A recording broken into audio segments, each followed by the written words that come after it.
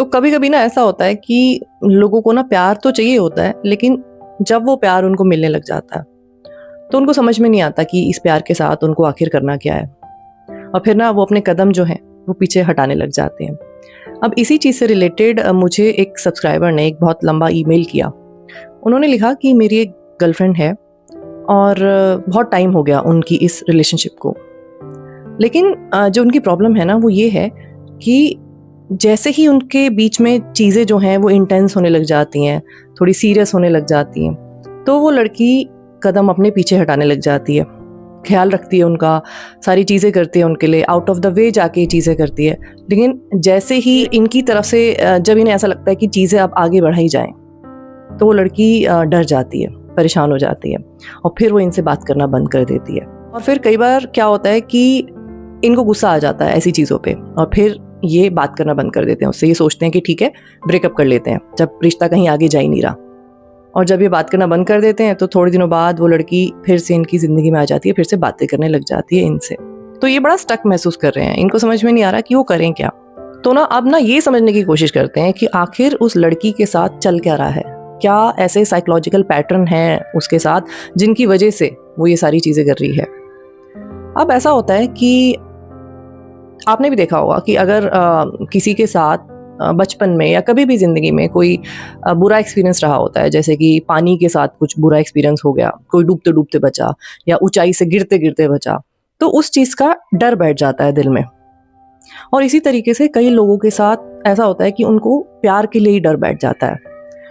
बहुत सारे कारण हो सकते हैं इस चीज़ के कि बचपन में किसी ने ठीक से केयर नहीं की, या फिर बचपन में जैसा प्यार नॉर्मली बच्चों को मिलता है दोनों पेरेंट्स से ऐसा नहीं मिला, या फिर बड़े होते होते भी किसी ने ऐसा धोखा दे दिया जिसकी वजह से वो ट्रॉमेटाइज्ड हो गए।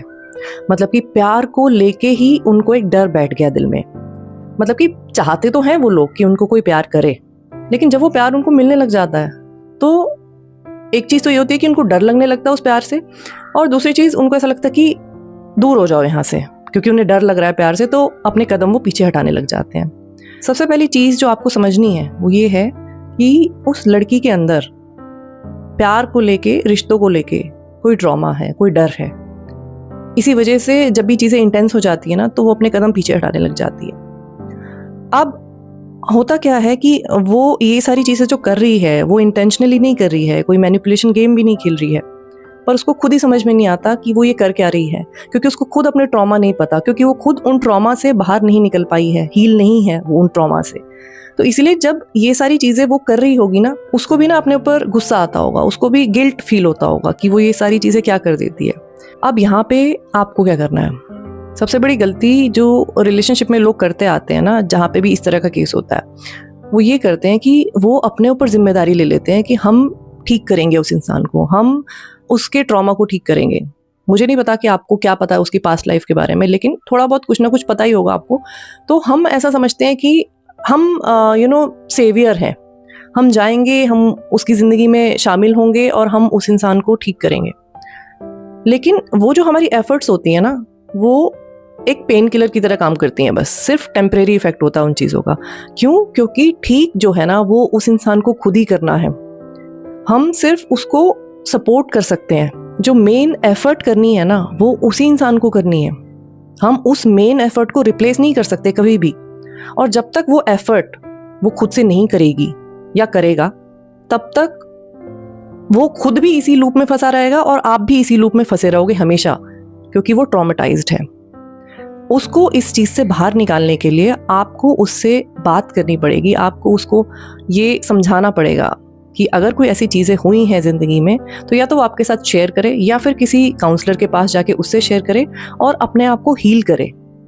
क्योंकि कई लोग ऐसा करते हैं कि उन्हें ऐसा लगता है कि ज़िंदगी में सबसे ज़्यादा जो गलत हुआ है ना वो उन्हीं के साथ हुआ है, और फिर वो उस चीज़ को इतना ज़्यादा दिल से लगा लेते हैं ना कि उस ट्रॉमा से वो कभी भी बाहर नहीं आ पाते और उस ट्रॉमा के चक्कर में अपनी पूरी ज़िंदगी ऐसे ही गवा देते हैं। यहाँ पे ना उसको ये बात समझनी पड़ेगी कि ज़िंदगी में बहुत कुछ बुरा बुरा होता है बहुत लोगों के साथ, और अगर हम सिर्फ यही बात सोचते रहेंगे कि भगवान ने ना सबसे ज़्यादा बुरा मेरे साथ ही किया है, तो हम अपने आप को तो खैर दुखी करते ही रहेंगे ज़िंदगी भर तक, और अपने जो आसपास वाले लोग हैं उनको भी दुखी देते रहेंगे।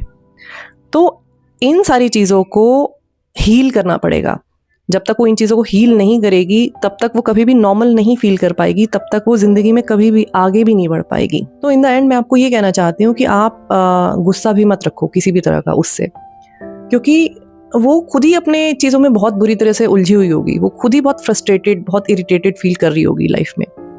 और ऐसे में आप सिर्फ एक ही काम कर सकते हो कि उसको ये सारी बातें समझा सकते हो, उसको ये बता सकते हो कि उसकी प्रॉब्लम क्या है, उसको एक रास्ता दिखा सकते हो कि वो कैसे इन सारी चीज़ों से बाहर आ सकती है, और आप सिर्फ इतना ही काम कर सकते हो। और आगे का जो काम है वो उसका है, आगे का जो इन सब चीज़ों से निकलने का सफ़र है वो उसका है, वो मेहनत उसी को करनी पड़ेगी, आप उसमें उसको सपोर्ट कर सकते हो बस। तो आज की वीडियो में इतना ही, मैं आपसे फिर मिलूंगी एक नई वीडियो के साथ। तब तक अपना ख्याल रखिए। Lots of love to you, take care, bye bye.